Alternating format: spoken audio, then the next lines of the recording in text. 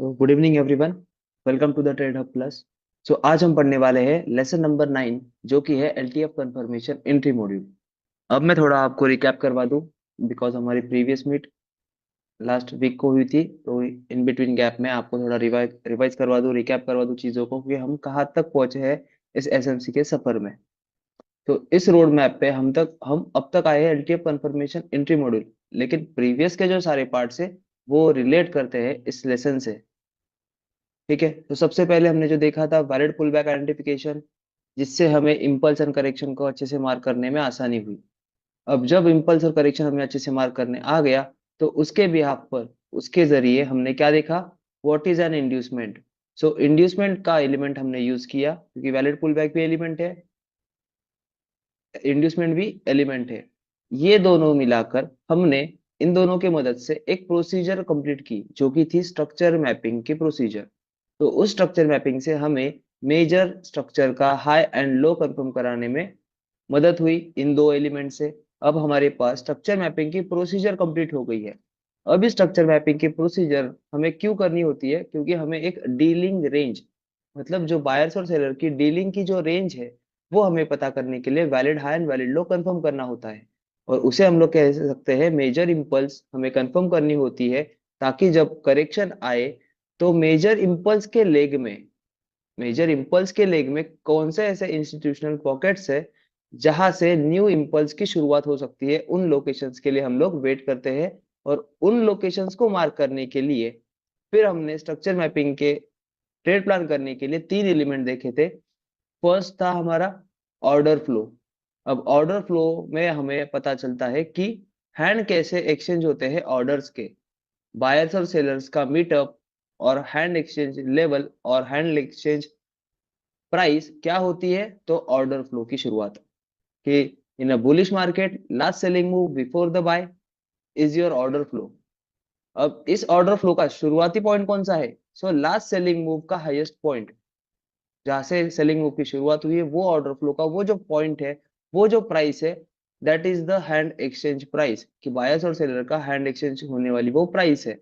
अब order flow it is a first element जिसे हम लोग हमें जोन मार्क कर सकते हैं। हमारे जोन मार्क करने का पहला एलिमेंट वो है जिससे हमें पता चलता है एरिया ऑफ इंटरेस्ट, कि जहां पर maximum people attempt to buy और सेल कर सकते हैं, वो लोकेशन आइडेंटिफाई करने के लिए हमने ऑर्डर फ्लो का पहले यूज किया, जो कि प्राइमरी एलिमेंट है। सबसे पहले वो देखा जाता है। फिर आती है बात सेकंड एलिमेंट की, जो कि है order block. So order block हमारा सेकेंडरी पार्ट होता है जब ऑर्डर फ्लो प्रेजेंट होता है तब। और जब ऑर्डर फ्लो प्रेजेंट नहीं है, तब ऑर्डर ब्लॉक हमारी प्राइमरी होती है। ये बात दोनों डिफरेंस समझ लीजिए, प्राइमरी एंड सेकेंडरी कब और कैसे लेनी है। सो ऑर्डर फ्लो प्रेजेंट है तो order flow primary, order flow नहीं है तो ऑर्डर ब्लॉक प्राइमरी। अब ऑर्डर ब्लॉक क्या होती है, तो which is a last selling candle before the buy. जैसे ऑर्डर फ्लो में last selling move before the buy था, उसी सेलिंग मूव की लास्ट सेलिंग कैंडल जो होगी, कलर डजेंट मैटर, कोई भी हो सकता है, रेड भी हो सकता है, ग्रीन भी हो सकता है, जो last selling candle before the buy is your order block. अब ऑर्डर ब्लॉक को सिर्फ हम लोग लास्ट सेलिंग कैंडल डायरेक्टली ले नहीं सकते, तो उस कैंडल का हमें वैलिडेशन करवाना होता है। वो वैलिडेशन करने के लिए हमें लगता है नेक्स्ट एलिमेंट, जो कि होता है इम्बैलेंस, कि last selling candle before the buy में अगर इम्बैलेंस प्रेजेंट होगा, तभी जाके हम लोग वो ऑर्डर ब्लॉक हमारी वैलिड रहेगी। सो ये हो गया नॉर्मल कैंडल ऑर्डर ब्लॉक के लिए। लेकिन अगर आपके पास लिक्विडिटी कैंडल ऑर्डर ब्लॉक है, जैसे like SCOB single candle order block, जो प्रीवियस कैंडल की लिक्विडिटी लेती है, सो जब वैसी कैंडल बनती है, तब उस कैंडल को एससीओबी को किसी भी तरीके से इम्बैलेंस की जरूरत नहीं लगती। उसका वैलिडेशन है होता है कि वो जो last selling candle order block, last selling candle जो हमने ऑर्डर ब्लॉक मार्क किए, वो अगर एससीओबी के टाइप की होगी, तो उसके लिए मिटिगेशन होना जरूरी होता है, वो उसका वैलिडेशन है। सो एससीओबी के लिए लगता है मिटिगेशन, नॉर्मल कैंडल के लिए लगता है इम्बैलेंस। अब आता है third, liquidity candle order block, लेकिन उसके लिए लगता है आपको इम्बैलेंस। सो वो है IFC candle as a order block, institution funded candle as a order block, जो स्ट्रक्चर की लिक्विडिटी लेती है। एससीओबी प्रीवियस कैंडल की लिक्विडिटी लेती है, लेकिन आईएफसी क्या करती है, स्ट्रक्चर के स्विंग की लिक्विडिटी लेती है। सो उसे कहा जाता है इंस्टीट्यूशन फंडेड कैंडल, आईएफसी। अब इस आईएफसी को आपको लगता है वैलिडेशन करने के लिए, अगर आपकी last selling candle IFC type की है तो उसमें अगर इम्बैलेंस होगा तब जाके वो आप उसे वैलिड ऑर्डर ब्लॉक मार्क कर सकते हैं। सो यहां तक हम लोग आ गए। अब हमारे पास दो एलिमेंट्स है, उनके ऊपर मार्क की हुई प्रोसीजर है as per the structure mapping. फिर स्ट्रक्चर मैपिंग के अंदर हमें स्ट्रक्चर के रेंज के अकॉर्डिंग ट्रेड करना है, तो उसके लिए हमें वो लोकेशन ढूंढने के लिए तीन एलिमेंट है हमारे पास, order flow, order block and imbalance. अब आता है part structure based trade plan को देखने का। तो हमने जो प्रीवियस में लास्ट लेसन जो लिया था वो था स्ट्रक्चर बेस्ड ट्रेड प्लान, जो कि था हमारा lesson number 8, structure based trade plan. अब उस स्ट्रक्चर बेस्ड ट्रेड प्लान में हमने 5 केसेस देखे थे।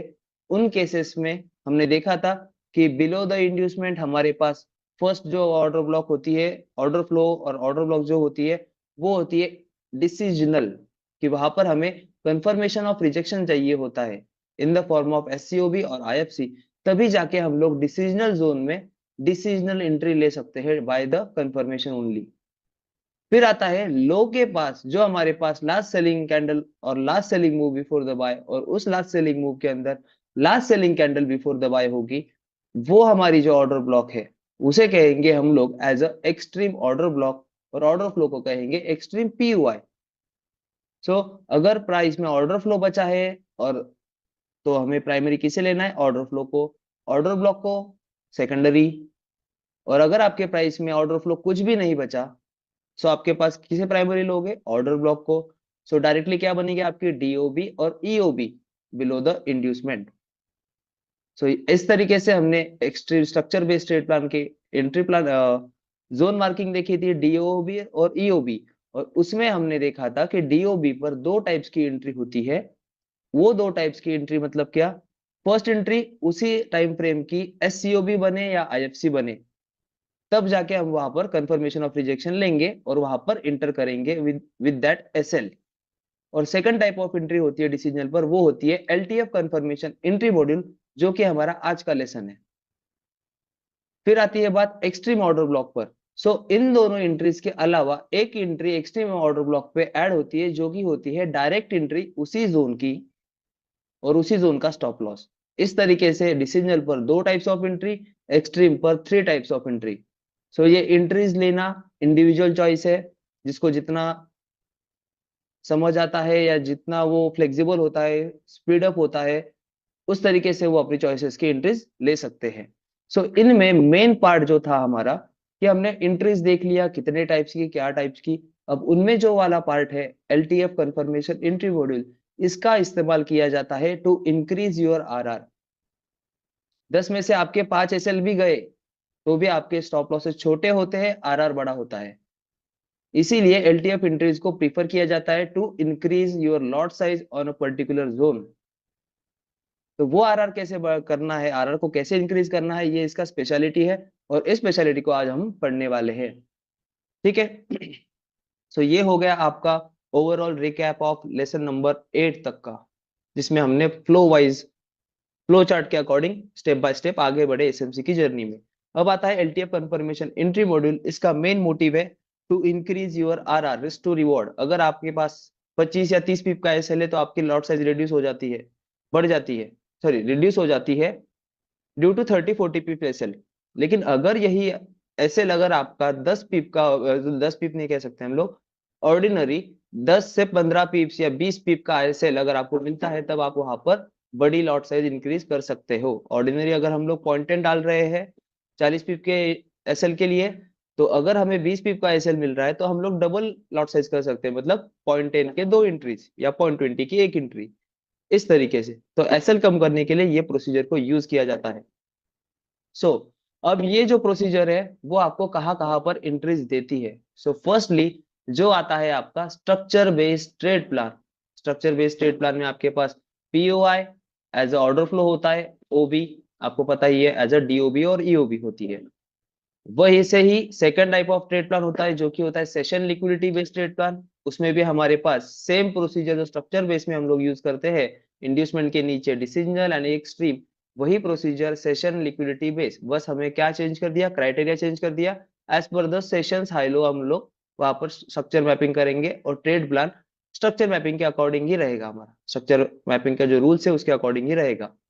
फिर आता है आपका third type of use LTF का, कि कहाँ पर किया जाता है, तो वो किया जाता है आईएफसी के डिमांड और सप्लाई पीओआई में। जो आपका आईएफसी की जो वीक होती है उसे हम लोग एज अ पीओआई कंसिडर करते हैं विदाउट एनी स्ट्रक्चर मैपिंग। जो आपका पीओआई जनरेट होता है वो आईएफसी कैंडल से और एससीओबी कैंडल से जनरेट होता है without any structure mapping.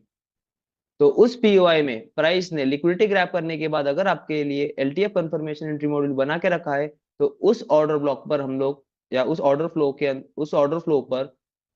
Flow के अंदर वाली ऑर्डर ब्लॉक पर हम लोग इंटर कर सकते हैं। सो वो कैसे अप्लाई करना है वो हम लोग आज देखेंगे। सो इन लोकेशंस होती है, अब ये लोकेशंस में मैंने यहाँ पर कुछ चीजें लिखी है, higher time frame, high low और पीओआई। और यहाँ पर भी चीज लिखी है, higher time frame, high low, कहाँ पर लोकेशंस लिखे हैं ये मैंने, कि लोकेशंस आपको कहाँ कहाँ पर एलटीएफ देखना होता है। कि मेजर हाई लो के पास आपको देखना होता है, कि अगर स्वीप होता है तब भी हम लोग एलटीएफ इंट्रोड्यूस कर सकते हैं, या फिर पीओआई में यूज कर सकते हैं, unmitigated weak as a POI. और अगर आपका डिसीजनल और एक्सट्रीम ऑर्डर ब्लॉक अगर स्वीप होता है तब भी हम लोग एलटीएफ एंट्री मॉड्यूल देख सकते हैं। अगर आपका इंड्यूसमेंट स्वीप होता है तो इंड्यूसमेंट के इधर भी हम लोग वहां पर एलटीएफ एंट्री मॉड्यूल देख सकते हैं। और ऑर्डर ब्लॉक्स पर जो आपके स्ट्रक्चर बेस्ड स्टेट प्लान के अकॉर्डिंग डिसीजनल और एक्सट्रीम ऑर्डर ब्लॉक होते हैं उन पर भी हम लोग एलटीएफ एंट्री मॉड्यूल देख सकते हैं। ये सारा डिस्क्रिप्शन हुआ इस सिंगल लाइन का। सो ये जो सिंगल लाइन है ये है आपके लोकेशंस। तो ये आपको पढ़ते आने चाहिए। और और और ये लोकेशन है जहां पर आप लोग एलटीएफ एंट्री मॉड्यूल यूज करते हैं। अब वो कैसे यूज करते हैं देखेंगे। सो जब भी प्राइस आपके M15 रहे, H1 रहने दीजिए, H4 रहने दीजिए, उसके पीओआई में टैप करे या उसके ऑर्डर ब्लॉक में टैप करे, चाहे वो डिसीजनल हो चाहे एक्सट्रीम हो, उसमें टैप करने के बाद हायर टाइम फ्रेम के पीओआई में प्राइस टैप करने के बाद उसका एलटीएफ एंट्री मॉड्यूल देखना होता है। तो वो टाइमली उसका टाइम अलाइनमेंट क्या है, M15 अगर आपका एचटीएफ है तो M1 आपकी एलटीएफ रहेगी एंट्री मॉड्यूल जो आपको देखना होता है। H1 अगर आपका एचटीएफ है तो 5 मिनट आपका एलटीएफ एंट्री मॉड्यूल देखना होगा। H4 और डेली अगर आपका हायर टाइम फ्रेम है तो एलटीएफ होगा आपका M15। सो अभी हमने यहाँ पर कंसिडर किया है M15।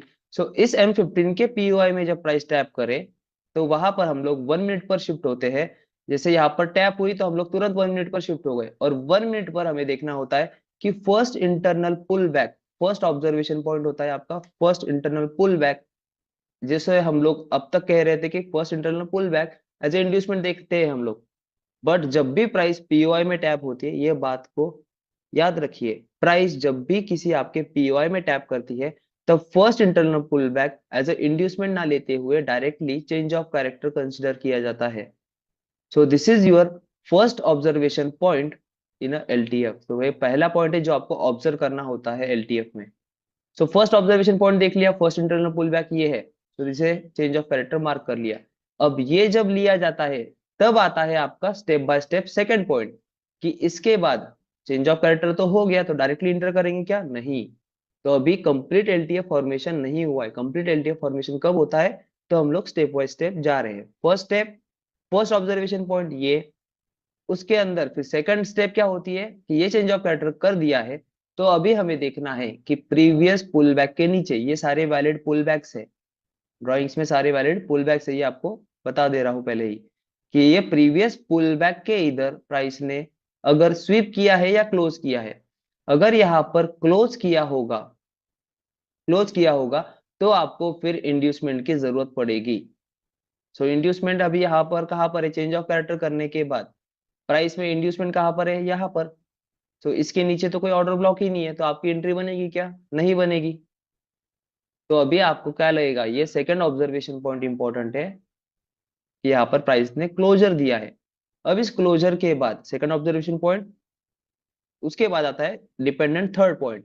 यहाँ पर अगर क्लोज है तो थर्ड पॉइंट आपको इंड्यूसमेंट की जरूरत पड़ेगी। सो अभी आपकी इंड्यूसमेंट यहाँ पर है, इसके नीचे कोई ऑर्डर ब्लॉक नहीं, तो आपका ट्रेड नहीं बनेगा। तो इंड्यूसमेंट को शिफ्ट होने की राह देखिए, फिर यहाँ पर प्राइस ने इंपल्सिव हाई को ब्रेक किया, इसीलिए यहाँ से इंड्यूसमेंट यहाँ शिफ्ट हो गई। अब इस इंड्यूसमेंट के बाद हमें देखना है इंड्यूसमेंट के बिलो हमारी 1 मिनट की ऑर्डर ब्लॉक, क्योंकि ये सब कुछ हम लोग 1 मिनट पे देख रहे हैं। सो यहाँ पर आपके पास कौन से टाइप की ऑर्डर ब्लॉक है वो देखना है। अब आपको पता है 3 टाइप्स के ऑर्डर ब्लॉक हमने देखे, नॉर्मल कैंडल, एससीओबी और आईएफसी।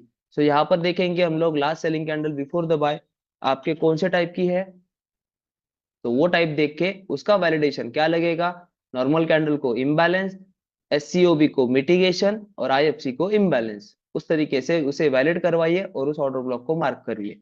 और फिर वहां पर हम लोग हमारी एलटीएफ की एंट्री लेंगे। इसे कहा जाता है complete formation of LTF entry module.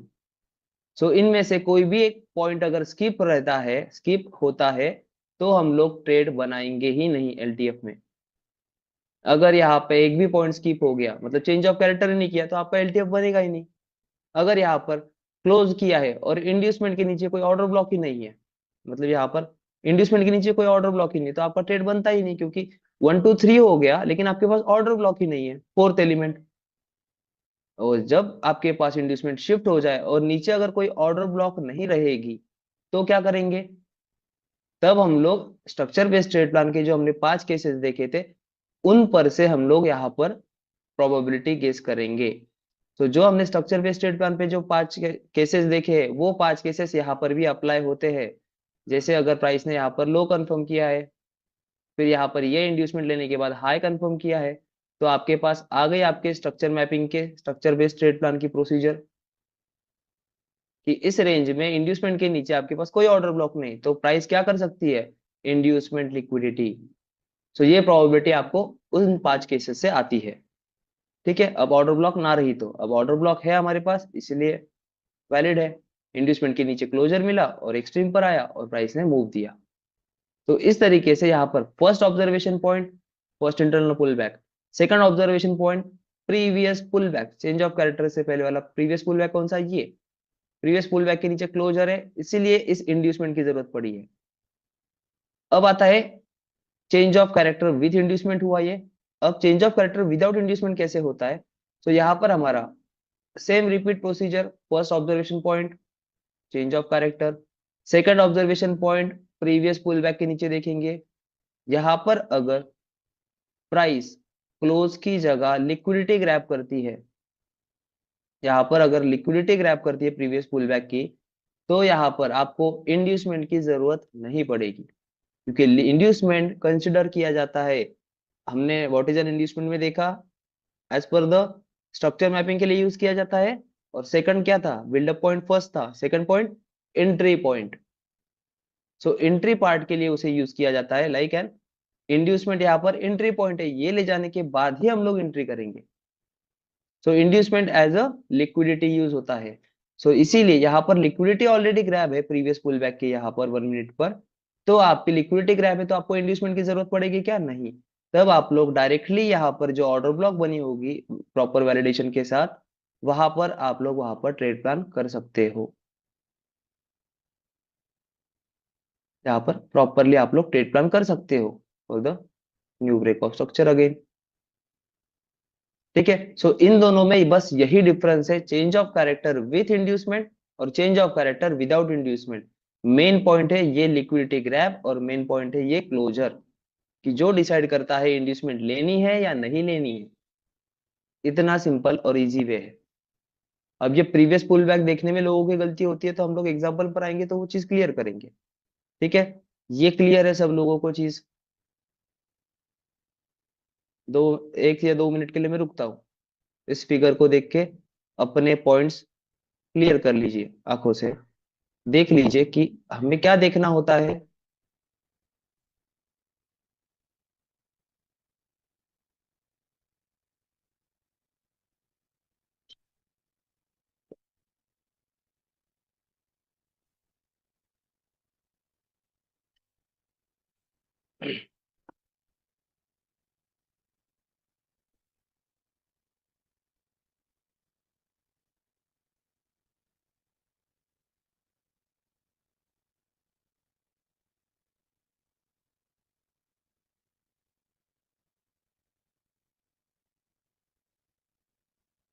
ठीक है, ये हो गया first type of entry module, जिसे कहा जाता है change of character with inducement और change of character without inducement entry module.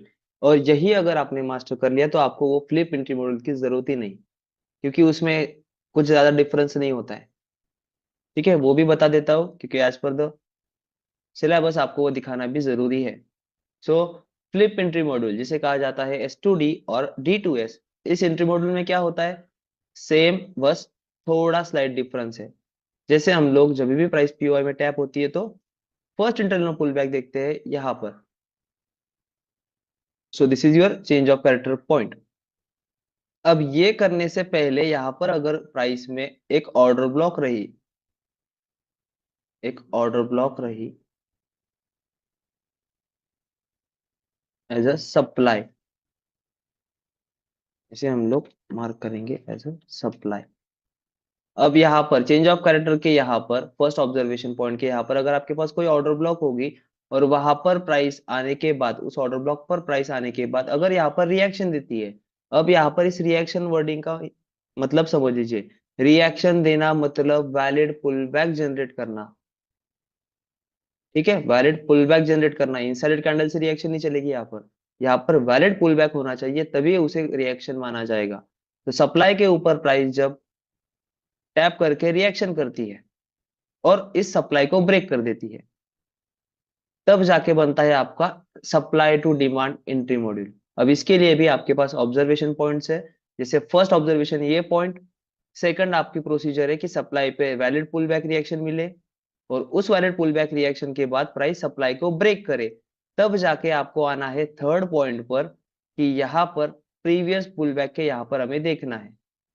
Previous pull back के यहाँ पर अगर प्राइस ने लिक्विडिटी ग्रैब नहीं की है, यहाँ पर क्लोजर है, यहाँ पर प्राइस का अगर क्लोज है, तब जाके आपको फोर्थ एलिमेंट लगेगा, कौन सा, तो inducement.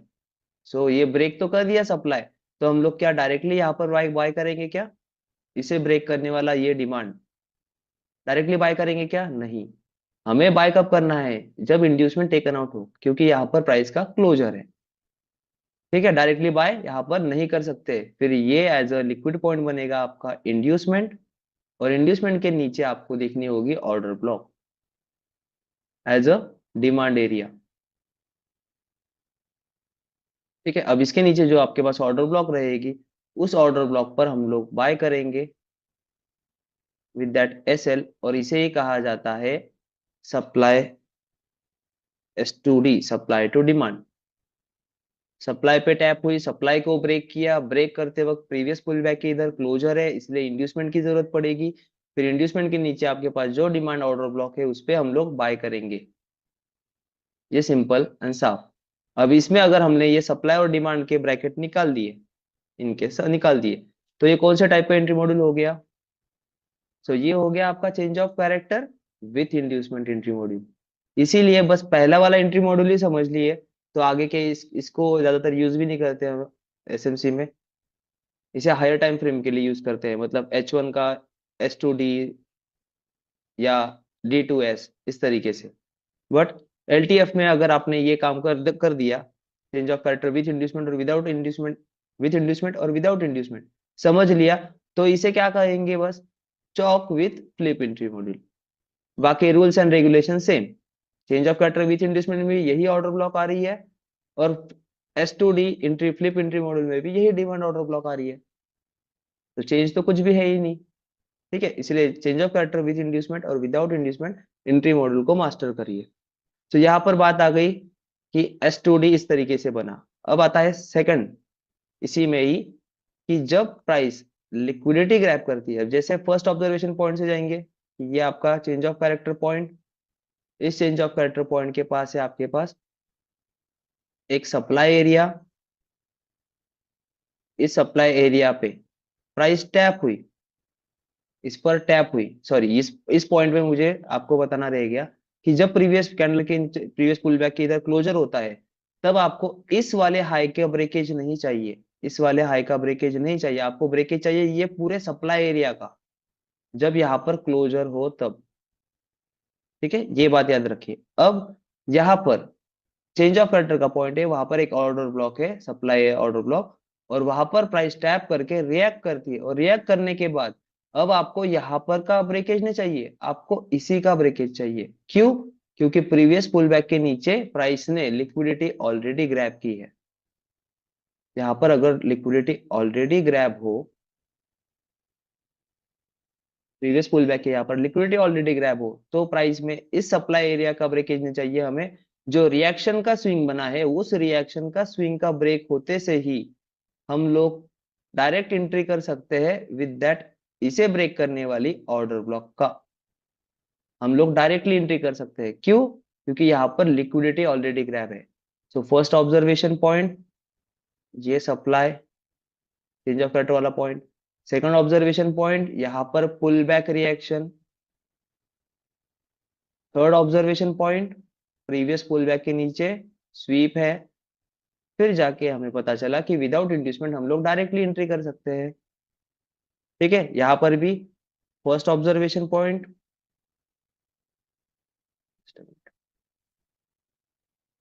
First observation point change of character, वहां पर सप्लाई एरिया।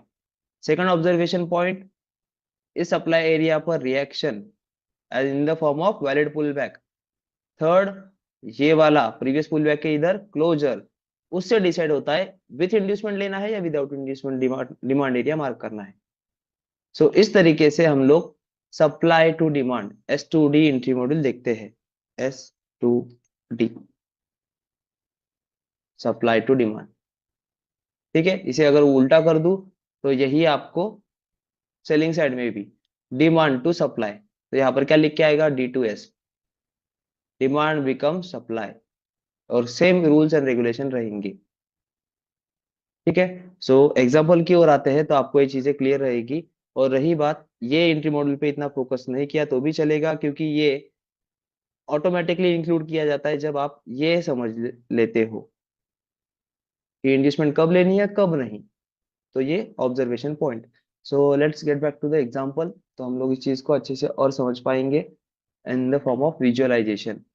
सो अभी जैसे कि हमने स्ट्रक्चर्स के अकॉर्डिंग देखा, तो स्ट्रक्चर का लो, अभी आपके पास सबके पास वो ड्राइंग्स है, तो मुझे कुछ दिखाने की जरूरत नहीं है, आपके पास ऑलरेडी स्ट्रक्चर मैपिंग है। तो स्ट्रक्चर का लो ट्रांसफर होके यहाँ पर हुआ है, स्ट्रक्चर का हाई है यहाँ पर,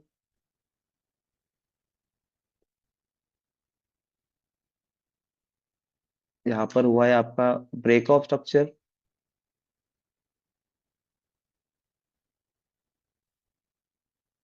BOS। अब इस BOS के बाद यहाँ पर स्वीप पर स्वीप, स्वीप पर स्वीप, तो ये लो यहाँ पर ट्रांसफर हुआ। ठीक है, अब यहाँ पर हो गया break of structure. Break of structure के बाद आपके पास इंड्यूसमेंट कहाँ पर है, तो दिस इज योर इंड्यूसमेंट। अब जिन्हें पुल बैक आता है उन्हें अच्छे से पता चलेगा, नहीं तो कुछ लोग इसे मार्क कर लेंगे as a valid pull back, inducement नहीं। और इंड्यूसमेंट के अबव आपके पास ऑर्डर ब्लॉक कौन सी है वो देखेंगे। इंड्यूसमेंट के अबव ये नॉर्मल कैंडल इम्बैलेंस नहीं, नॉर्मल कैंडल इम्बैलेंस नहीं, नॉर्मल कैंडल, इसमें प्रॉपर इम्बैलेंस है क्या, चेकआउट करेंगे इसे, इस वाले पार्ट को नहीं, इस वाली कैंडल को।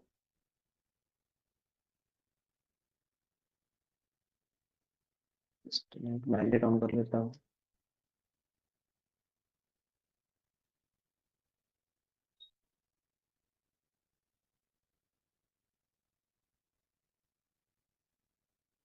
तो मैग्नेट ऑन करने से पता चला कि फर्स्ट कैंडल का लो, थर्ड कैंडल का हाई, इसमें प्रॉपर इम्बैलेंस है, तो ये बनेगी आपकी डिसिजनल ऑर्डर ब्लॉक। और इसके अबव आपके पास कोई ऑर्डर ब्लॉक बची है क्या, तो ये नहीं बची, ये भी नहीं है।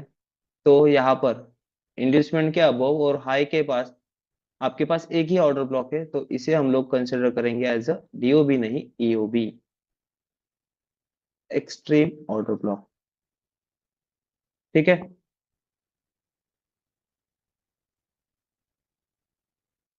ओके। सो अब स्ट्रक्चर मैपिंग के अकॉर्डिंग, अब बहुत सारे लोगों को इसमें थोड़ा डाउट था, सर विदाउट इंड्यूसमेंट हम लोग एंट्री कर सकते हैं क्या। सो उसके लिए आपके पास लेसन है, जब भी प्राइस बड़े मार्जिन से डंप होती है, ये अगर आप देखो तो अराउंड ये कितना बड़ा डंप है यहाँ से, ये अराउंड 500 पिप का डंप है। तो इस डंप को रिकवर करने के लिए प्राइस एस इंड्यूसमेंट लेने के लिए आएगी, बट कब, पूरा रेंजिंग करके, मतलब जब भी डंप होता है तब प्राइस में आपको बताया गया है प्रीवियस बैच में कि इंटरनल स्ट्रक्चर ट्रेडिंग को यूज करना होता है। सो अभी यहाँ पर इंटरनल स्ट्रक्चर ट्रेडिंग को यूज करते हुए देखेंगे। सो प्राइस का फर्स्ट पुल बैक अप ही है इंड्यूसमेंट।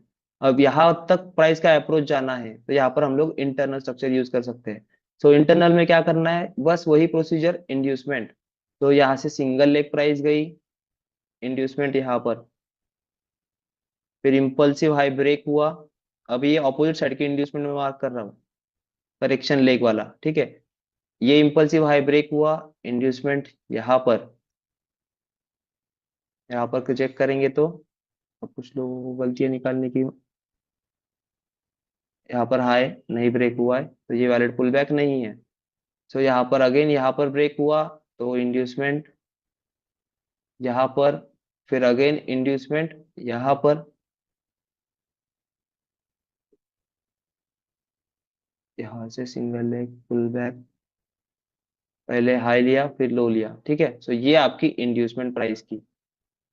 अब इंड्यूसमेंट के बिलो आपके पास ऑर्डर ब्लॉक कौन से देखेंगे तो यहाँ पर ये S C O B mitigate, मैं पूरा स्टोरी लाइन क्यों बता रहा हूँ, एलटीएफ यूज करने के लिए आप कौन से लोकेशन पे काम कर रहे हो वो समझना इंपॉर्टेंट है, ठीक है। सो यहाँ पर ये एस सी ओ बी है जो कि क्लोजर हुआ, मिटिगेट हो गई। ये नॉर्मल कैंडल है। अब ऑर्डर ब्लॉक देखने का नजरिया, ये नॉर्मल कैंडल ऑर्डर ब्लॉक है, इसमें लगता है इम्बैलेंस का, इसमें लगता है इम्बैलेंस का क्राइटेरिया वैलिड करने के लिए। तो यहाँ पर है क्या, यहाँ पर इस वीक ने इसे फिलअप कर दिया तो इस कोई काम की है क्या ऑर्डर ब्लॉक, नहीं। फिर below the inducement order block देखेंगे तो ये वाली कौन से टाइप की ऑर्डर ब्लॉक है, नॉर्मल टाइप ऑफ कैंडल, क्योंकि ना ही इसने स्ट्रक्चर की लिक्विडिटी ली है। ये नॉर्मल कैंडल है, last selling candle before the buy, इसमें क्या लगेगा, इम्बैलेंस।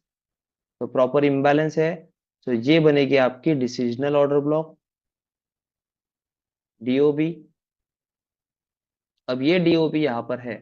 सो अब इस डीओबी पर हमें लेना है decisional LTF confirmation entry module.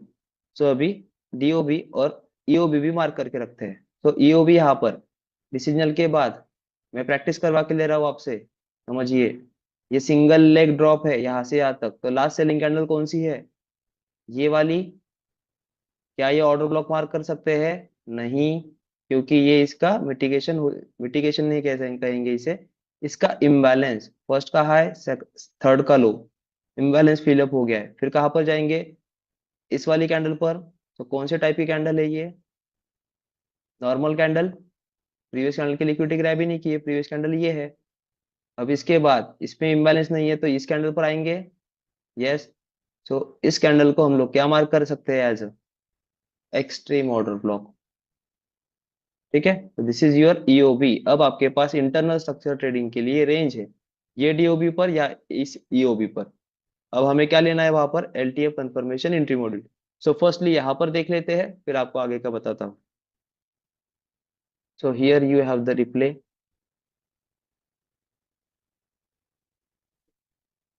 So price tap हुई है क्या अब तक नहीं टैप हुई, टैप नहीं हुई। टैप होने के बाद 1 मिनट पर शिफ्ट होना है। 1 मिनट पर प्राइस का चेंज ऑफ कैरेक्टर पॉइंट कहाँ पर है, फर्स्ट इंटरनल पुल बैक। अब आपको तरीके से समझ आएगा कि first internal pull back considered as change of character, first observation point देख लिया। अब प्रीवियस पुल बैक कैसे देखेंगे, पुल बैक्स ड्रॉ करिए आंखों से चाहिए तो, या फिर पाथ टूल से। तो प्रीवियस पुल बैक है ये, तो इस पुल बैक के नीचे प्राइस ने क्या किया है, क्लोजर। तो सेकंड ऑब्जर्वेशन पॉइंट क्लियर हो गया, क्लोज है इसके नीचे। तो आपको क्या लगेगा, आपको लगेगी इंड्यूसमेंट। सो इंड्यूसमेंट कहाँ पर है प्राइस की, यहाँ पर। सो अभी इंड्यूसमेंट अगर यहाँ पर है तो इंड्यूसमेंट के नीचे कोई ऑर्डर ब्लॉक है क्या आपके पास ट्रेड करने के लिए, नहीं। तो क्या होगा, ये लो भी ब्रेक हो जाएगा, सीधा साफ प्रोबेबिलिटी आ जाती है आपके दिमाग में कि कंप्लीट फॉर्मेशन नहीं हो रहा। तो क्या होगा, ये भी ब्रेक होगा। सो अब अगेन आपके पॉइंट शिफ्ट हो जाएंगे, फर्स्ट ऑब्जर्वेशन पॉइंट कहाँ शिफ्ट हो जाएगा, फर्स्ट इंटरनल पुल बैक। तो ये आपका फर्स्ट इंटरनल पुल बैक हुआ। अब इसके बाद सेकंड ऑब्जर्वेशन पॉइंट कहाँ पर आएगा, previous first observation point, second observation point आंखों से ड्रॉ करिए अपने वैलिड पुल बैक्स। जिनको आते हैं वेल एंड गुड, जिनको नहीं आते अर्ली स्टेज में प्रैक्टिस करिए। Pull back, single leg drop. तो अभी प्रीवियस पुल बैक के यहाँ पर प्राइस ने क्या किया है, लिक्विडिटी ग्रैब। सो यहाँ पर लिक्विडिटी ऑलरेडी ग्रैब है। अरे अरे अरे, रुको रुको, स्टेप बाय स्टेप क्यों जाना है, इसी वजह से लिक्विडिटी ग्रैब है। तो डायरेक्टली इंटर कर सकते हैं क्या, यस। पहले इससे अबव तो क्लोज हो प्राइस, तभी जाके आपकी आईएफसी बनेगी। तो हुई क्या, क्लोज नहीं। फिर क्या हुआ, ये भी लो ब्रेक हो गया। फिर अगेन आपका चेंज ऑफ कैरेक्टर का पॉइंट शिफ्ट होगा क्या, पुल बैक देखिए यहीं पर रहेगा। ठीक है, अगेन आगे बढ़ते हैं। डिसीजनल पर, डिसीजनल के ऑर्डर ब्लॉक फेल हो गई है। तो वो फेल हुई है कब कंसिडर करेंगे, जब इसके इधर 15 मिनट पर क्लोजर आ जाएगा। सो क्या 15 मिनट पर यहाँ पर प्राइस ने क्लोज किया डिसीजन ऑर्डर ब्लॉक पर, यस। तो यहाँ पर अगर क्लोजर है तो आपकी डिसीजन ऑर्डर ब्लॉक फेल। अब प्राइस का अप्रोच कहाँ रहेगा, अब प्राइस का अप्रोच रहेगा ईओबी तक। तो एलटीएफ ही आपको स्टोरी लाइन बता देती है कि कहाँ तक प्राइस को रन होना है। सो 1 मिनट पर जाएंगे, 15 मिनट पर तो क्लोजर दिख गया है, मतलब ये कंप्लीट होने तक दिखेंगे। फर्स्ट इंटरनल पुल बैक ही नहीं ले रही है प्राइस, चेंज ऑफ कैरेक्टर का पॉइंट शिफ्ट हुआ यहाँ पर, फिर अगेन यहाँ पर शिफ्ट हुआ, यहाँ पर। ठीक है,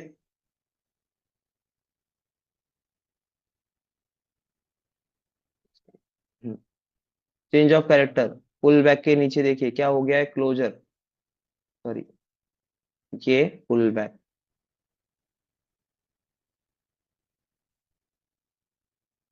क्या किया प्राइस ने, फर्स्ट चेंज ऑफ कैरेक्टर तो किया, first observation point, second liquidity grab. क्या हम लोग इसे ऑर्डर ब्लॉक कंप्लीट मार्क कर सकते हैं क्या, नहीं, क्यों, क्योंकि ये कंप्लीट आईएफसी बनी क्या, ऑर्डर ब्लॉक बनने के लिए कंप्लीट आईएफसी बनी है, नहीं। तो हम लोग इस पर इंटर नहीं कर सकते। ठीक है, इसीलिए ये फेल। फिर अगेन चेंज ऑफ कैरेक्टर का पॉइंट शिफ्ट हो गया, फिर शिफ्ट हो गया, प्राइस ने किया ही नहीं। सो इसी तरीके से 15 मिनट पर प्राइस ने क्लोजर दे दिया और यहाँ पर आपका ट्रेड बना ही नहीं। डिसीजनल ऑर्डर ब्लॉक पर confirmation of rejection in the form of उसी टाइम फ्रेम की एससीओबी और आईएफसी बनी है क्या डिसीजनल पर, नहीं। एलटीएफ फॉर्म हुआ है क्या कंप्लीट, नहीं। तो एंट्री बनेगी क्या, नहीं। इस तरीके से जोन पर काम करना होता है मैकेनिकली प्रोसीजर से। ठीक है, अब आते हैं नेक्स्ट स्पॉट पर। कौन सा स्पॉट है आपका ट्रेड करने का, ये वाला।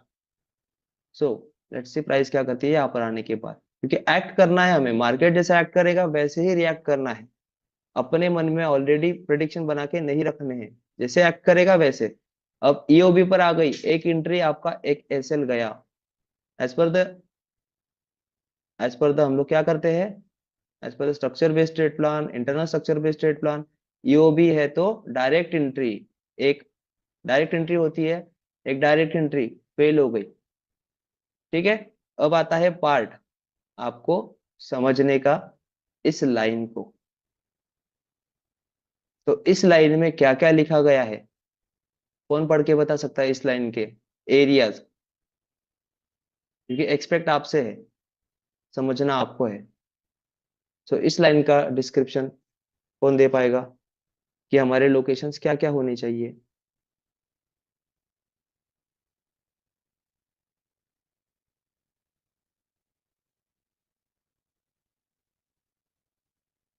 सो ये सारे आपके लोकेशंस है, इन लोकेशंस में स्ट्रिक्टली आपको बताया गया है क्या।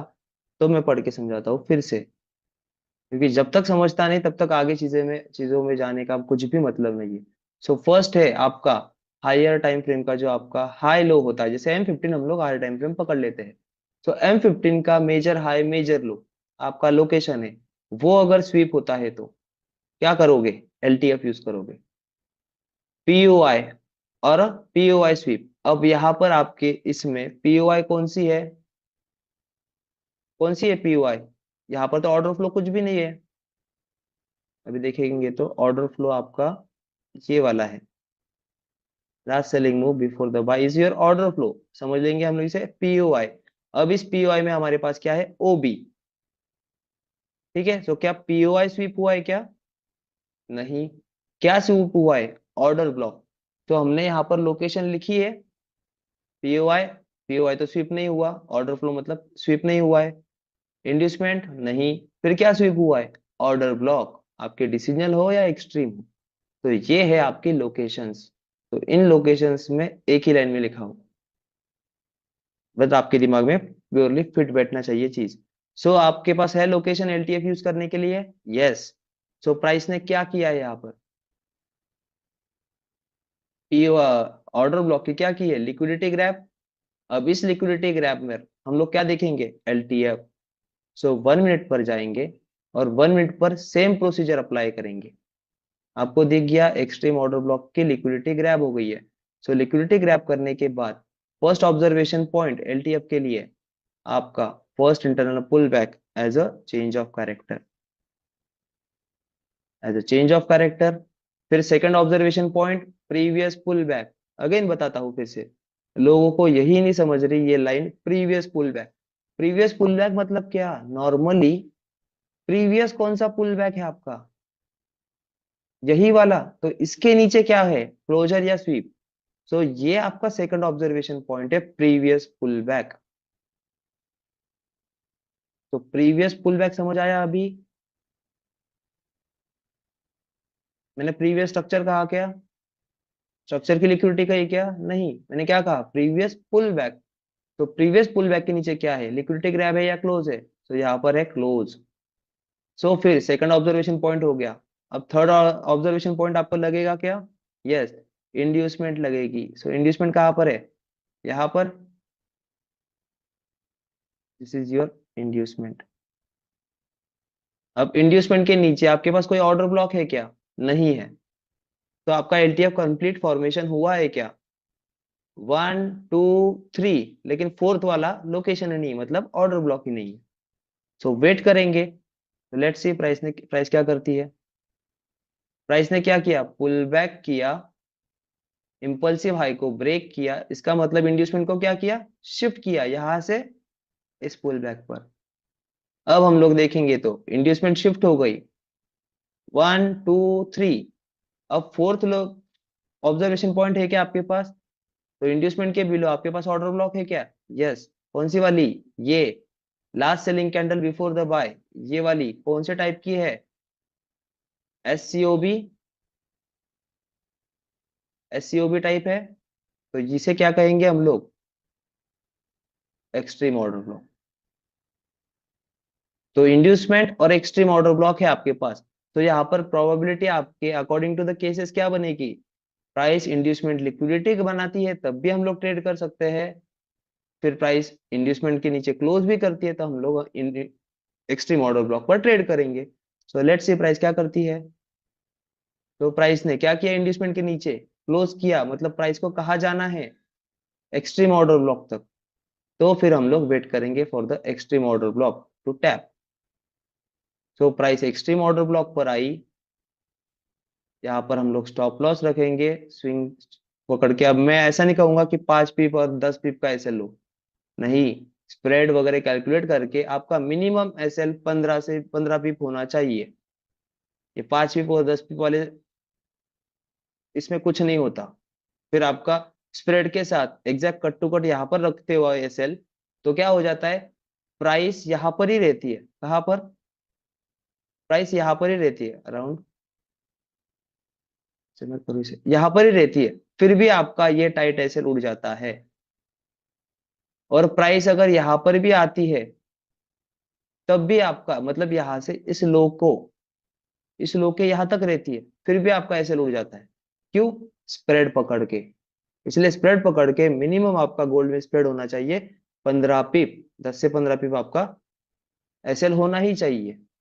ठीक है, उससे 5 पिप 9 पिप 7 पिप ऐसे कोई एसएल नहीं होते। और होते भी तो फिर एसएल उड़वा के फिर अपनी एंट्री चली जाती है। तो इसी वजह से स्प्रेड पकड़ के अपना बिलो रखिए, 10 पिप नीचे रखिए extra.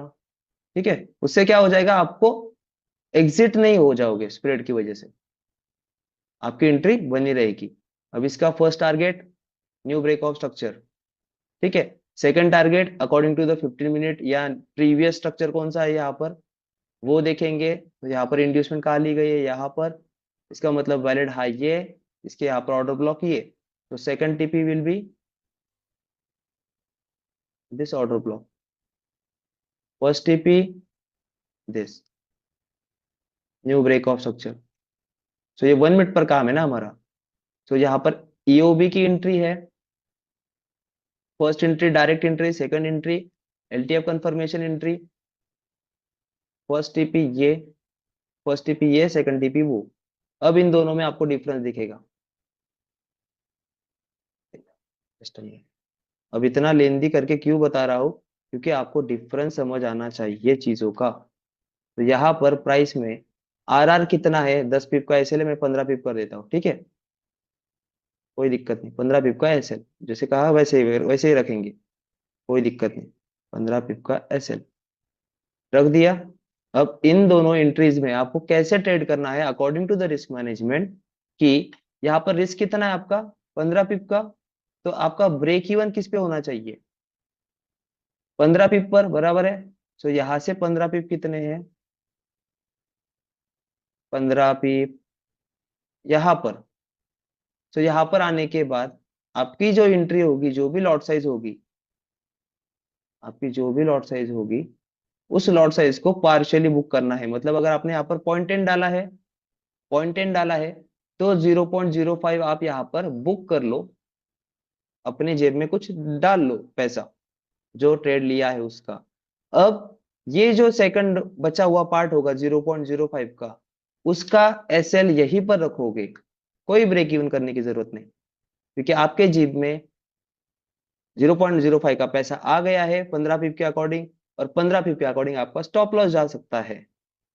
So zero sum game हो गया, मतलब आपकी ये जो एंट्री है ये एसएल भी जाता है, फिर भी आपका क्या रहेगा, रिस्क फ्री एंट्री। तो रिस्क फ्री अगर आपके दिमाग के पीछे एंट्री होगी, तो आप उसे होल्ड कर पाओगे। तो इसे कहा जाता है risk free entry trade plan, जो हमें अकॉर्डिंगली रिस्क मैनेजमेंट करना होता है। जितना एसएल, 50 पिप का एसएल रहा, 50 पिप मिले, हाफ पोजीशन बुक कर लो, हाफ पोजीशन को छोड़ दो टारगेट तक, तब जाके आप लोग ये आरआर ले पाओगे। ये आरआर कितना है, 1:2.84। ये कितना है, 1:4.5। तो इन आरआर्स में इस तरीके से काम होता है। ये बात बहुत इंपॉर्टेंट है कि आपको ट्रेड में विदाउट रिस्क फ्री कैसे रहना है। सो इस साइकोलॉजी से कि यहाँ पर आपका ब्रेक इवन हो गया, हो गया ब्रेक इवन। बहुत सारे लोग पूछते हैं ना, सर ब्रेक इवन कहाँ पे रखूं, मैंने सिंपली बताता हूँ, फर्स्ट पुल बैक रख दीजिए, ब्रेक इवन। तो जो रिस्क है वो जीरो जीरो हो जाएगा। और पार्शियल प्रॉफिट बुकिंग क्यों करनी है, कि हमने वो जो ट्रेड लिया है एज पर द नॉलेज, उससे हमें कुछ तो पैसे आए। अब इसका हमने 0 पॉइंट बुक कर लिया, समझ लीजिए इसका मैंने बुक कर लिया यहाँ पर पार्शियल पोजीशन, पार्शियल पोजीशन मेरी शुरू है। सो उस पार्शियल पोजीशन से यहाँ तक का मैं टीपी होल्ड कर सकता हूँ क्या, यस कर सकता हूँ। क्यों कर सकता हूँ, क्योंकि इसका पैसा मेरी जेब में आ चुका है। अब ये जाए भी तो भी जीरो जाएगा, आए तो पूरा टीपी आएगा। सो इस तरीके से इन ट्रेड्स को कंप्लीट किया जाता है। तो ये जो डाउन आया इसकी वजह से फिर आपको बुरा लगेगा ना, कि यहाँ पर बुक कर लेना चाहिए था। इसीलिए ये पार्ट है break even with the risk free aspect.